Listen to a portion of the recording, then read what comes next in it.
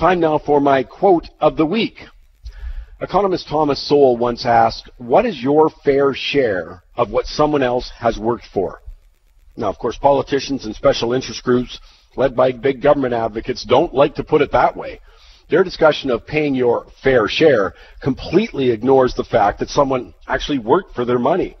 Oftentimes sacrificed, took risk, put in long hours. Not everyone is prepared to do what it takes to be like a medical specialist or own their own veterinary clinic, start their own business, translate their dreams through hard work, go to graduate school. And of course, some are rewarded for it. But not everyone's prepared to do that. Not everyone is a victim, no matter how hard or how often some people push that narrative. It's tough to escape the observation that a large chunk of the population actually denigrates success. When you say somebody is rich, it's now used as a pejorative. So the big debate rages. How much should the government take of what someone has earned to redistribute to others? One more important aspect, though, is this is no longer the sort of Robin Hood-inspired take from the rich, give to the poor. No.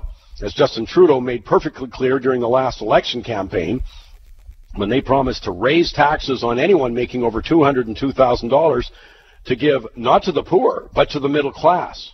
The poor didn't even rate a mention. And one inescapable fact is that the bulk of increased tax revenue goes to creating higher salaries and benefits for public sector workers compared to their private sector counterparts. So this isn't rob from the rich and give to the poor. So how much should the state take of an individual's earnings? Well, that's the context for this week's big quote. The quote of the week comes courtesy of, during the last federal election, NDP leader Thomas Mulcair, and he declared, in quotes, several provinces are now at the 50% tax rate. Beyond that, you're not talking taxation, you're talking confiscation. Not talking taxation, you're talking confiscation. Well, on that, Mr. Mulcair and I agree. By the way, he went on to state taking taxes above 50% is never going to be part of his policies. Going after more individual taxes, he said, period, full stop.